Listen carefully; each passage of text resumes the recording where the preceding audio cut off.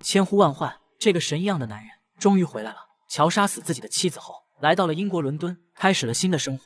为了赚钱养活自己，他成为了一名大学教授。独自一人的时候，乔总会想起玛丽，她是一个美丽善良的黑人女孩。乔杀死了她的前夫，可是玛丽却带着女儿人间蒸发。乔无时无刻的想找到对方，虽然伦敦有很多美女，可乔却没有任何的兴趣。就在乔沉浸在思念中的时候，同事哈丁找到了他。乔不是很喜欢对方，他喜欢安静，可哈丁却表现得过分热情。乔在哈丁的帮助下，在市中心租了一间公寓，而哈丁就住在他的对面。乔因此每天都能看到对方。他不想去了解哈丁，可是这次对方的家中出现了一个陌生的女人，这让乔有点不受控制。他调查了哈丁的信息，也顺便调查了这个女人。她叫凯特，是一个单身的画廊老板，而哈丁是一名富家子弟，也是一个派对狂魔。他经常把凯特独自丢在家中，因为寂寞。乔看到了精彩的一幕，凯特竟然在客厅做出了不雅的举动。No, not watching. Why does the universe keep doing this to me? 乔努力地克制着自己的欲望，他想起了玛丽。在几个月前，乔来到了浪漫的巴黎，他走遍了这个城市的每个角落，终于发现了对方的线索。在别人的口中得知，玛丽去伦敦参加了一个艺术节，所以乔才会来到这座城市。晚上，乔正准备下班回家，却意外看见了在学校离开的凯特。因为两人住得很近，他理所当然地跟踪了对方。Just so we're clear, it's not following someone if you have to walk the same way home. This can't be happening. I can't get involved.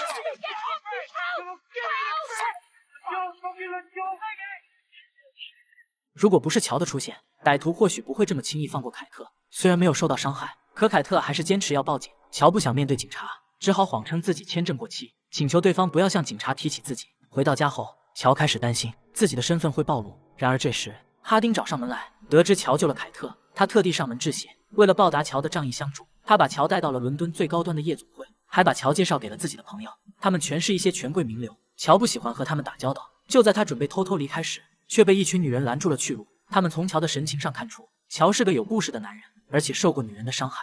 这些人的话让乔想到了玛丽，他曾经费尽心思跟随着玛丽的足迹，终于在艺术节上找到了对方。然而玛丽看见乔之后，却表现得非常恐惧，因为她知道乔杀了很多人，包括她的前夫，也是死在乔的手上。玛丽没有给乔说话的机会，转头就逃离了现场。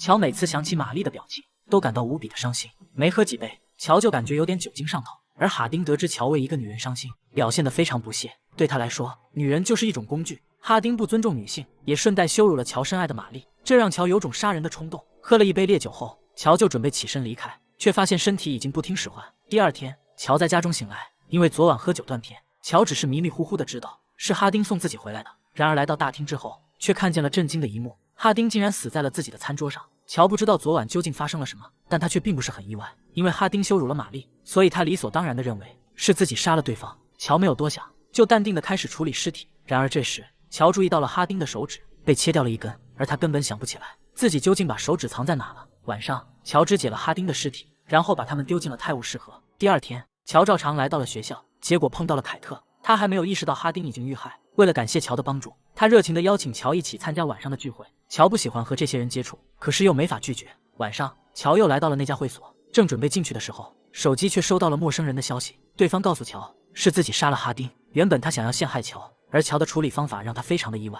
这个消息让乔非常的震惊，他不明白对方为什么要陷害自己。乔开始怀疑派对上的每个人，他们当中有一个人就是凶手，而他究竟是谁呢？为了和玛丽在一起，他杀害了玛丽的前夫，也杀死了自己的妻子。乔深爱着对方，他跟玛丽解释自己所做的一切都是为了她，可是这并没有感动玛丽，她觉得乔就是一个病态的杀人狂。乔没有纠缠，为了证明自己是一个好人，他放走了玛丽。乔认为玛丽迟早会理解自己，然而没有想到，一个杀手找到了乔，对方表明了身份，原来他是乔的前岳父派来杀他的。而杀手已经厌倦了杀戮，不但没有选择杀掉乔，还给乔安排了一个新身份，让他伪装成一个和他长相相似的大学教授，从此用对方的身份隐姓埋名，这样他就能够回去跟雇主复命，不用承担任何风险。但他必须要让乔杀了玛丽，因为玛丽知道乔还活着。第二天，乔根据杀手提供的线索，跟着玛丽来到了火车站。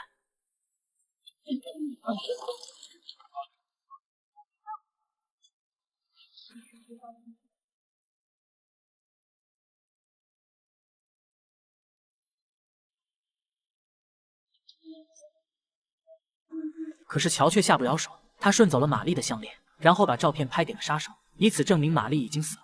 就在乔以为自己可以利用新身份重新开始的时候，他的同事哈丁却莫名其妙地死在了自己的家中。乔以为是自己酒后杀害了对方，就随手处理了哈丁的尸体。结果没有想到，一个神秘人主动联系了乔，并承认是自己杀害了哈丁，然后嫁祸给他。乔万万没有想到，自己这个变态跟踪狂竟然被别人给跟踪陷害了，而他可以感觉到凶手就在自己的身边。在一个高端的宴会上，乔开始观察现场的每一个人，因为他们都是哈丁的朋友。乔觉得在场的人都有嫌疑，可是凶手不会把答案写在脸上。第二天，乔跟踪了凯特，她是哈丁的女友，可是对方似乎不知道哈丁已经遇害。随后，乔想到了那个杀手，他怀疑是对方陷害了自己。乔给对方拨打了一个视频电话，然而杀手却否认了乔的质疑，他已经决定退休了，还让乔不要再联系自己。挂掉电话之后，乔意外收到了凶手的信息，对方可以清楚地描述他今天的穿着和打扮。很显然，凶手一直在暗中观察着他，这种感觉让乔非常的难受。对方似乎在戏谑自己，而且并不打算停手。为了得到更多的线索，乔参加了西蒙的艺术展览会，因为派对上的人都会参加，乔希望能够更多的了解他们，却没有想到画展上出现了变故，一个女人突然失控，不但在画展上泼油漆，嘴里还大骂西蒙是一个骗子。保安立马对女孩进行了驱逐。随后，乔找到了对方询问缘由，原来女孩是西蒙的助理，画展上的很多艺术品都是出自她手，可是西蒙却把所有的成果占为己有。女孩告诉乔，哈丁得知这件事后说会帮他揭发西蒙，可是哈丁离开后就了无音讯。女孩并不知道哈丁已经遇害，这让乔想到了一种可能，也许是哈丁以此勒索了西蒙，所以他才会遭到对方的杀害。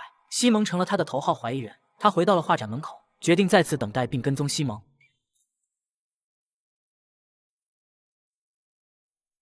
What do you want? 就在这时，乔又收到了凶手的消息，对方说他错过了精彩的部分。乔意识到西蒙已经出事，看着警察准备从前门进入，乔连忙从后门跑进去查看，结果看见西蒙果然已经遇害，他的死法和哈丁一样，胸前插着同样的匕首，而不同的是，西蒙被人割掉了一只耳朵。乔的第一嫌疑人成了受害者，这让他又陷入了迷茫。回到家后，乔看到了更可怕的一幕，他家的墙上贴满了他的过去和他的所作所为，凶手竟然调查了关于他的全部。对方不断地用短信骚扰着乔，让他承认自己犯下的罪行。乔不想理会对方，他选择了无视，结果他的态度激怒了凶手。乔一本正经地来到学校上课，可底下的学生却发出了一阵躁动。原来他们同时收到了一个消息，凶手竟然把哈丁教授的手指寄到了报社。得知自己的老师被人杀害并肢解，学生们都非常的震惊。没过多久，警察就找到了乔，因为乔是最后一个见到哈丁的人。他的女友凯特还向警方透露，乔在救下他之后，让他不要向警方提起自己，这让乔显得非常可疑，因为没有什么实质性的证据。乔又是一个编故事的高手，警察只能无功而返。然而他们前脚刚走，乔就收到了凶手的信息，对方竟然清楚的知道是凯特让警察找上自己。很显然，凶手就在暗处偷窥自己。 Case of threat, life or death, one might say. You should take care of her. And here it is, your real game. You want me to kill Kate. 知道凶手的目的之后，乔决定去跟踪凯特。他想在凶手再次作案前找到对方，结果却看见一个女孩鬼鬼祟祟的在凯特的门口寻找着什么。 Nadia. 原来女孩是乔的学生，她告诉乔自己想进入哈丁的住所，因为她曾经给哈丁老师写过一封情书，如果内容被公布，那将会毁了她的名声。看着年纪轻轻的奈迪亚，乔无法坐视不管，答应会帮她拿回信件。随后，乔参加了西蒙的葬礼，富人圈中连续死了2个人，吸引了大量的关注。一些仇富的群众竟然拿着横幅支持凶手，而乔的目光完全放在了凯特的身上。他不知道凶手会在什么时候动手，只能像狗皮膏药一样跟着凯特，这让凯特非常的反感。为了能够待在对方的身边，乔只好说出了自己的目的。得知乔在保护自己，凯特放下了戒备，他同意让乔待在自己的身边，两人的关系变得有些危险。随后，凯特还主动带着乔回到了自己的秘密花园。乔是个老司机，一眼就看出了凯特的目的，他努力克制着自己的欲望。 Once. No, I don't. You fuck me. It's a bad idea. No.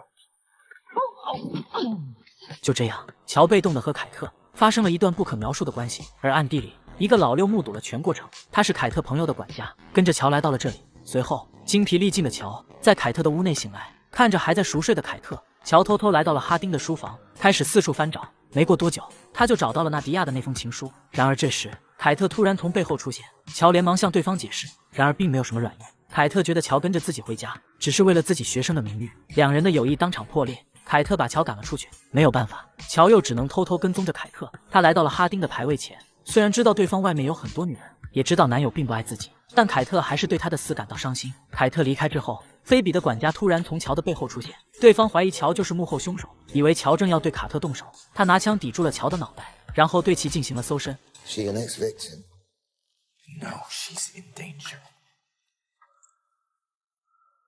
Hello? That's Malcolm's ring.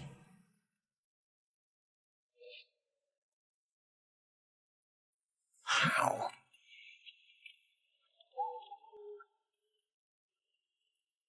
Somebody's trying to frame them.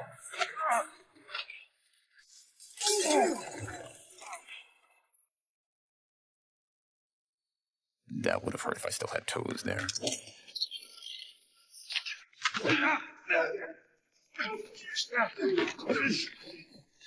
管家已经认定乔就是杀人凶手，没有办法，乔只能杀了对方。他从来都不是一个心慈手软的人。随后，乔挖开了西蒙的墓地，把管家一起埋了进去。可他刚回到家，就收到了凶手的信息，对方竟然目睹了他的作案过程。凶手认定乔喜欢杀人，乔原本想要否认，但他突然想到，这可能就是凶手盯上自己的原因，或许是对方感到孤独，想和他交朋友。乔只好向对方坦言自己喜欢杀戮。果然，乔的做法奏效了，凶手对这个答案很满意，他答应会和乔见面，并且承诺自己不会伤害凯特。富人阶层连续出了2条命案，导致人心惶惶。一群富二代为了自己的安危，决定一起躲在乡下避难。乔也被邀请来到了这里，而邀请他的是庄园的主人菲比，她是某个公爵的女儿。因为凶手答应会和乔见面，乔觉得对方也一定会来到这里。就在乔准备休息时，门缝处塞进了一张纸条，对方让乔去一个指定地点。乔早已等候多时了。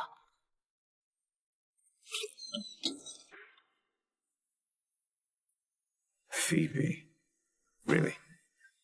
这不是乔预想中的场景。很显然，菲比不是等候他的凶手，对方这是在勾引他。可乔现在哪有这种心思？他婉拒了对方的好意，然后对他进行了开导。原来对方和男友的感情出了问题，所以才想寻找一点刺激。随后，菲比的男友又找到了乔。乔怎么也没有想到，自己明明是来寻找凶手的，结果却成了情感顾问。亚当还告诉乔，邀请他来这里的并不是菲比，而是罗德。I've always admired a man like you who doesn't care how he presents. I'm so pleased you're here. 这个消息让乔非常的意外，罗德为什么会邀请自己呢？难道对方才是真正的凶手吗？为了找出答案，乔开始观察罗德，结果发现对方病态地爱着凯特，他的相机里全是凯特的照片，而凯特却并不喜欢对方，因为受害人一个是凯特的男友，一个是他的合作伙伴，这让罗德有重大的作案嫌疑。由于乔和凯特的房间相连，两人时常能够见到彼此，因为晚上有个重要的宴会，凯特看着笨手笨脚的乔，决定帮他整理衣服。近距离的接触让空气变得暧昧，结果导致两人当场失控。他们再次体验了一把鱼水之欢。完事之后，两人一前一后参加了晚宴，却没有想到罗德竟然在晚宴上找乔的麻烦。他觉得像乔这样的穷老师不配和他们坐在一起，而且自从乔出现之后，他们失去了2个朋友。罗德在暗示乔就是凶手，一个叫吉玛的女孩也是看热闹不嫌事大，不断的在一旁煽风点火，这让现场的气氛有些尴尬。然而这时，管家带来了一个不好的消息，菲比女士在房间内遭遇了谋杀，需要所有人去客厅商讨，然后找到凶手。却没有想到，众人听到这个消息后表现得非常兴奋。原来这一切并不是真的，他们已经不是第一次玩这种游戏了。乔怎么也没有想到，在死了2个朋友之后，他们竟然还有心情在这玩游戏。不过这也给乔创造了机会，这样他就有时间进入罗德的房间，寻找证明他是凶手的东西。 What's in here, Rold? Is your phone in here? The weapon you used to harass me? Help you with that. What the hell are you doing in my room? Not what it looks like. It's you, isn't it? Did you kill Malcolm because you're in love with Kate? No, did you? You know, it's funny, this game. Every year, someone gets hurt.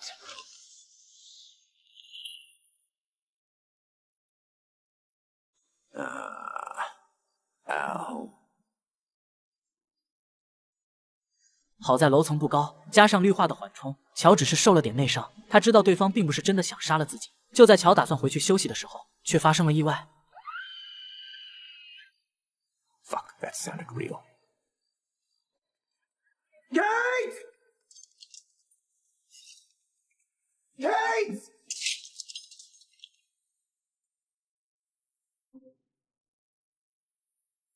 打开房间之后，乔看到了震惊的一幕：那个在餐桌上羞辱自己的女孩，竟然倒在了血泊之中，而凯特的手里正拿着凶器。这个画面让乔想到了前妻，他不知道为什么自己爱上的女人都这么喜欢杀人。就在乔一脸迷茫的时候，凯特却否认自己是杀人凶手，但他根本没法解释尸体为什么会在自己的房间。凯特一边说着，一边关上了房门。他想隐瞒这件事，因为他害怕自己的财阀父亲知道后会因此操控他的人生。凯特不想和家族产生关系，希望乔能帮他一起处理尸体。这让乔没有办法拒绝，因为已经有人开始怀疑他了。他一样无法摆脱嫌疑，而处理尸体对乔来说早已是家常便饭。他提议把尸体塞进古董木箱，然后偷偷转移出去。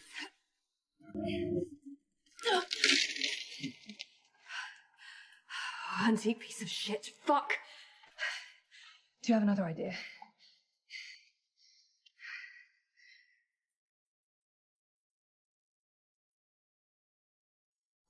Thank you, Rolled.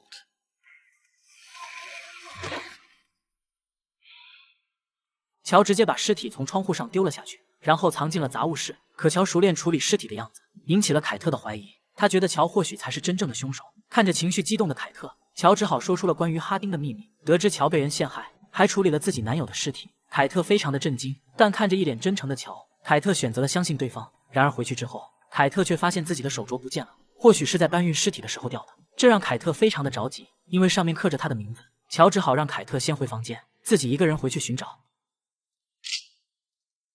Stand up, Jonathan. Caught you. 随后，罗德把乔带到了众人的面前，示意他就是杀人凶手。由于证据确凿，根本没有人听他解释。罗德打算就地枪决了乔，因为他的叔叔是当地最大的法官，他知道自己一定不会受到惩罚。By the power vested in me by God and Empire, I hereby sentence you, Jonathan Moore, to death. You're not serious. We always give the foxes a chance in the hunt, don't we? Would you like a head start?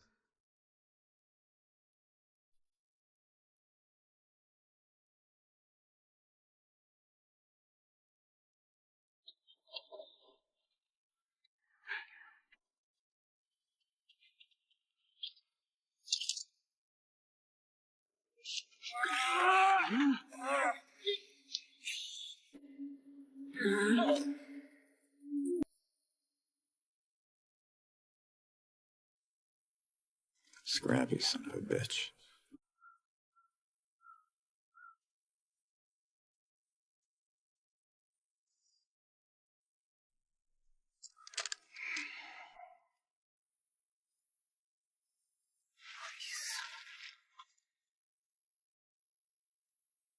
Hello, Joe. 画面一转，乔被囚禁在庄园的地下室。他怎么也没有想到，一直陷害自己的凶手竟然是眼前的瑞斯。他是一名高材生，从底层一路爬到了富人圈，还准备选举伦敦市长。但瑞斯看不惯有钱人的尿性，他觉得这群人是社会的毒瘤。瑞斯想让乔杀了罗德，然后和自己一起合作。瑞斯很欣赏乔，因为他在杀了那么多人后，竟然能够全身而退。但瑞斯不是傻子，他看出乔并不是真心想和自己合作。Shame. Clearly, you're not the man I hoped you were.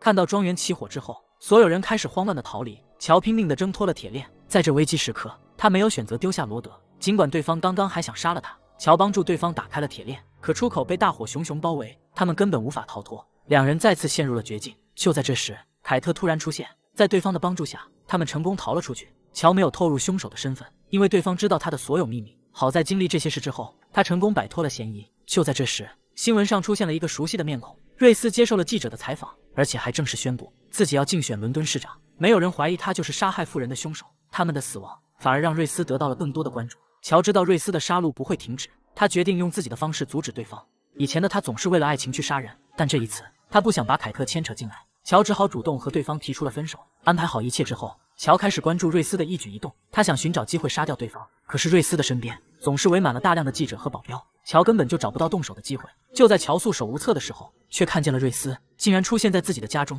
瑞斯表现得有恃无恐，因为他知道乔的所有秘密。瑞斯告诉乔，只要他能找到一个替罪羊，把所有的命案嫁祸给对方，那他就不再找乔的麻烦。为了稳住瑞斯，乔只好开始物色目标。他找到了一个富人圈的瘾君子，乔觉得这种人不值得可怜。然而交谈后发现，对方已经打算重新做人，这让乔有点难以下手。就在这时，乔收到了瑞斯的短信，对方让他找到人选之后，就查看自己的冰箱。结果没有想到，他在自己的冰箱里看到了西蒙的耳朵。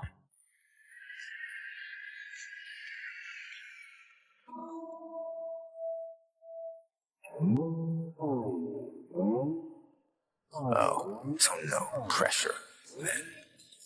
在一个豪华的派对上，乔开始四处寻找那个瘾君子，结果碰到了自己的学生奈迪亚。对方看到乔之后，表现出一脸的惊讶。他没想到自己平平无奇的老师竟然会出现在这里。得知乔和菲比女爵是好朋友之后，奈迪亚更是一脸的羡慕。他是被富二代同学邀请才能出入这个派对。奈迪亚非常的崇拜菲比女爵，想让乔帮忙引荐一下，可乔没能如他所愿，因为他还有正事要办。随后，乔找到了那个瘾君子，他正独自坐在角落睡觉，真是一个千载难逢的好机会。Johnny boy. Hi. 另一边，菲比女士正在接待朋友，然而这时，一个服务生却告诉她，警察让她去安全室谈话。菲比只好跟着服务生离开了派对。刚来到电梯，奈迪亚突然喊住了菲比，她想要和对方合影，还没等菲比开口，却被服务生给拒绝了。No, I'm sorry, not at the moment. Oh, I'm so sorry, darling. The police need to speak to me urgently. 与此同时，派对上传来一个好消息，凯特收藏的艺术品被一个年轻富豪全部买下，这让凯特非常高兴，但也有些不理解，对方看起来并不是喜欢艺术的人。而男人很快就露出了真面目，他在凯特的耳边小声地说了一些下流的话，就是让凯特陪自己睡一晚。凯特没有拒绝，而是让对方晚上来自己的家里，而这一幕都被乔看在了眼里，自己曾经的女友和别人如此亲密，这让他醋意大发。然而这时，奈迪亚找到了乔，得知菲比被一个服务生带走，乔产生了不好的预感，因为他看见警察就在派对上。而此时，菲比被带进了一个酒店房间，对方二话不说就锁死了房门。菲比这才意识到了什么，原来服务生是菲比的狂热粉，一直幻想着自己是对方的朋友。他觉得凶手还在逍遥法外，为了菲比的安全，就控制了他的自由。说着，他还展示了自己和菲比的同款纹身，结果菲比的手上并没有什么纹身。女人立刻拿出了水果刀，打算给菲比现场刻一个。面对这浓浓的爱意，菲比已经吓得花容失色。好在这时，乔找到了这里，为了稳住这个疯女人，菲比开始好言相劝，承认自己是她的好朋友，这才让对方打开了房门。乔进屋之后，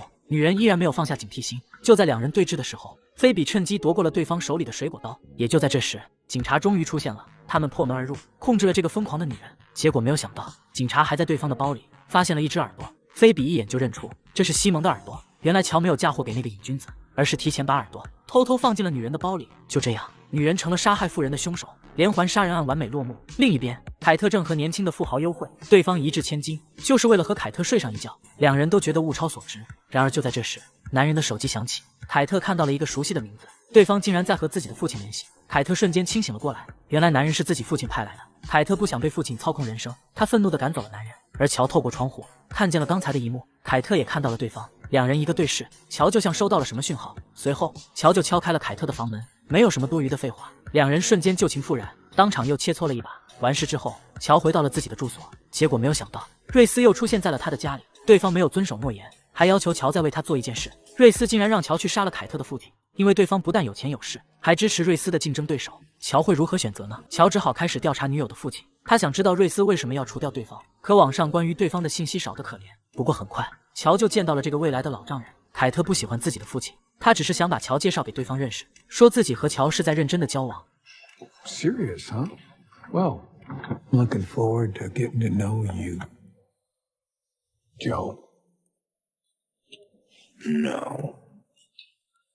我勒个叉！乔怎么也没有想到，洛克竟然也知道自己的真实身份，这一击也太难了。乔尴尬的能在桌上抠出3室2厅，好在洛克没有拆穿，他把注意力放到了凯特的身上，因为凯特喜欢艺术，洛克直接送给他一座博物馆。他想用金钱缓和两人的关系，可凯特并不领情，他觉得父亲的钱都是昧着良心赚来的。凯特离开之后，洛克才向乔提起了瑞斯，他想搞垮对方，希望乔能帮助自己。敌人的敌人就是朋友，乔决定利用洛克除掉瑞斯这个麻烦。回家之后，乔在书架上安装了摄像头，还打开了手机录音，然后把瑞斯骗到了家里。乔想引诱对方承认自己的罪行。Smell that? Smells like a fucking rat. Shit. 乔万万没想到，对方竟然绑架了玛丽，她是乔深爱的前女友。乔就像被抓住了软肋，瑞斯利用乔的弱点，让他在24小时之内杀了洛克。乔只能在前女友和现岳父之间做个选择。随后，乔连夜找到了洛克，他已经决定要杀了对方。可洛克早就察觉到了乔的小心思，他提出了一个交换，洛克让乔去杀了瑞斯，还承诺帮他抹除过去的痕迹。说完就给了乔一个地址。原来瑞斯今天和妻子住到了乡下，身边没有人保护，他知道这对乔来说并没有什么难度。第二天，乔就赶到了瑞斯的住所，趁着对方妻子外出，乔直接敲开了房门。So I don't know you. Really? 画面一转，瑞斯就被绑到了椅子上。乔恨不得把对方碎尸万段，但他必须要让对方先说出玛丽的下落。可是无论乔如何折磨瑞斯，对方就是不肯开口。I better go. I'd stepped away. I was starting over. Where is she? Tell me where she is. Tell me or I'll kill you. You fucking psychopath. Tell me.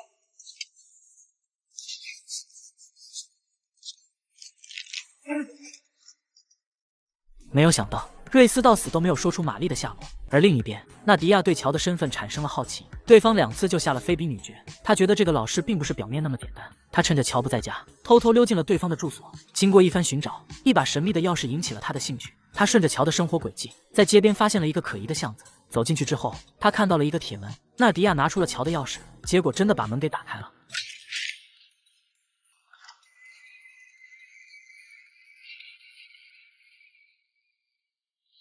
与此同时，乔还在为自己的冲动自责，因为他杀了瑞斯，那就没有人知道玛丽的下落了。可就在这时，另一个瑞斯却突然从背后出现。乔以为是自己产生了幻觉，结果对方却告诉他，他杀的是真正的瑞斯，而且对方确实不认识乔。这一切究竟是怎么回事呢？原来这个活着的瑞斯是乔的邪恶人格，他只存在乔一个人的精神世界中。乔和真正的瑞斯并没有见过。听到这个答案，乔并不相信，他认为眼前的瑞斯只是自己的幻觉。为了证明自己是对的，乔拿出了书架上的摄像头，里面拍下了2人的谈话过程。然而结果却是， You think I'm a fucking idiot?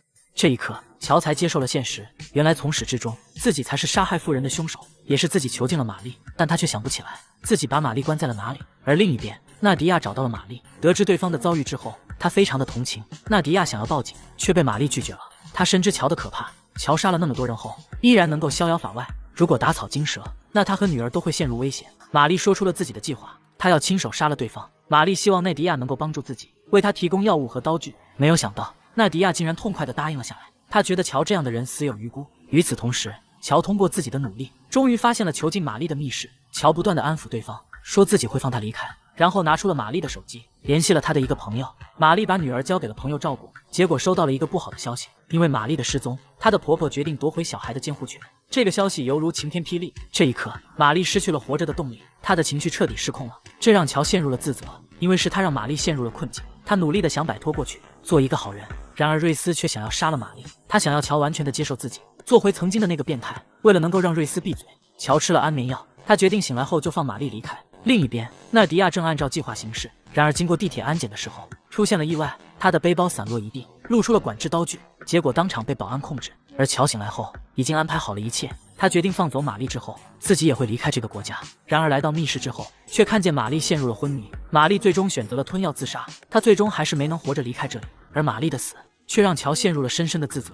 他很想做一个好人，可是他的内心里隐藏着一个邪恶的人格。为了不让更多的人受到伤害，他已经决定要离开这里。邪恶人格瑞斯想要阻止，但却被乔给无视了。然而就在这时，乔收到了凯特的信息，他决定和对方做个告别。2人见面之后，却看见凯特一脸的心事。原来他一直被自己的父亲控制。凯特这些年交往过的男友总是莫名其妙的失踪，还有的被送进了监狱。原本凯特并没有放在心上，结果昨天父亲找到了他，凯特只是随口跟他说了一句，她最好的闺蜜要嫁给一个虚伪的男人。她知道男人并不爱菲比，只是看中了他家的财产和地位，可她却没有办法阻止。结果第2天，菲比的未婚夫就遭到了谋杀，这让凯特想到了一种可能。他找到了父亲，凯特怀疑是对方杀害了亚当。结果洛克不但没有否认，还说凯特在外面所得到的一切都是他在暗地里主导的。凯特这才知道自己一直都是父亲手中的木偶。面对这浓浓的父爱，凯特显得非常痛苦。他意识到洛克不会停手。乔得知后，决定在离开之前帮凯特摆脱父亲的操控。这一刻，乔和自己的邪恶人格达成了共识。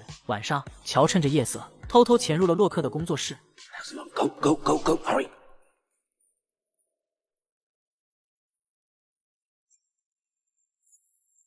画面一转，洛克就被乔绑在了椅子上。乔打算给对方安排一个舒服的死法，然而这时洛克的保镖走了进来，他还没有意识到危险已经来临。乔从背后偷袭，他一刀割断了对方的脚筋，接着又一刀刺向了对方的颈动脉。2刀过后，保镖就领走了盒饭，而洛克还在垂死挣扎。他想要说服乔放过自己，承诺会帮他摆平过去，还会给他用之不尽的财富。 You do this for her. You become the problem. You and I are the same, Joe. We do what has to be done, because that's what being a man is.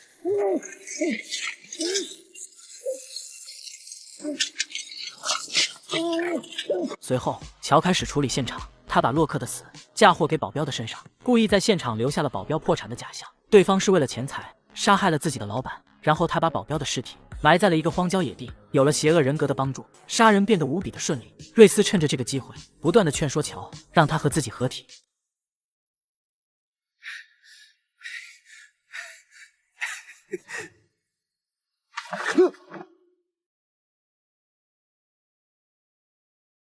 随后，乔也跟着跳了下去。他选择用这种方式结束了自己罪恶的一生。与此同时，纳迪亚因为知道了乔的秘密，这让他非常的恐惧。他把自己和玛丽的故事告诉了同学艾迪。原来他和玛丽有个备用计划，如果他们没能杀了乔，那就必须要让玛丽死。纳迪亚给玛丽留下了药物，吃了以后会让人心率降低。然后他又对玛丽的手机动了手脚。和乔联系的人其实是奈迪亚。玛丽并没有失去女儿的抚养权，一切都在两人的掌握之中。当乔看到昏迷的玛丽之后，才会误以为对方已经死了。随后，乔把玛丽的尸体丢在了公园，就匆忙地离开了现场。而奈迪亚及时出现，他给玛丽注射了一针强心剂，把对方从死神手里救了回来。奈迪亚并不知道，玛丽的死让乔选择了跳河轻生。他觉得麻烦还没有结束，为了让乔受到应有的惩罚，他和艾迪决定进入乔的家里，寻找对方的犯罪证据。就这样，纳迪亚再次进入了乔的房间，而艾迪就在门口把风。与此同时，乔在医院里苏醒，他被路过的海警救了回来。凯特得知乔的遭遇后，他连忙赶到了医院。因为父亲的遇害，他继承了万亿家产。凯特并不知道是乔杀了对方。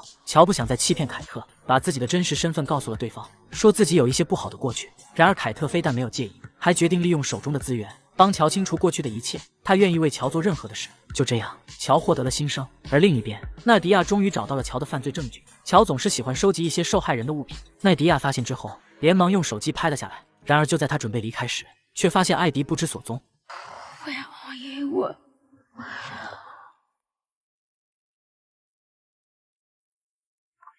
Is he? Fucking hell! God, Professor always scared the life out of me. It's okay. It's okay. Did I see you coming from my flat? You looking for me?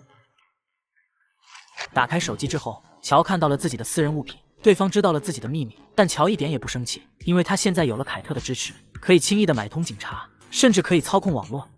Nadia. Give me your hand. Give me your hand. 乔杀了艾迪，然后把凶器交给了奈迪亚。他就这样明目张胆地把一切嫁祸给了对方。乔非常的确信，即使奈迪亚说出了真相，也没有人会相信他。几天之后，乔和凯特步入了婚姻的殿堂。这件事轰动了整个西方，因为凯特把乔重新做了包装。乔杀害了前妻，结果却摇身一变，成为了一个受害者。外界只知道他逃脱了前妻的魔爪，最终和富可敌国的凯特结合。两人接受了记者的专访，他们的爱情故事登上了头条。就连远在巴黎的玛丽也看到了这个新闻，她和对方一样，都得到了重生的机会。而乔看着玻璃中的自己，出现的竟然是他的邪恶人格。很显然，他们融合到了一起，再加上凯特的帮助，乔已经如虎添翼，杀人对他来说将变得更加的容易。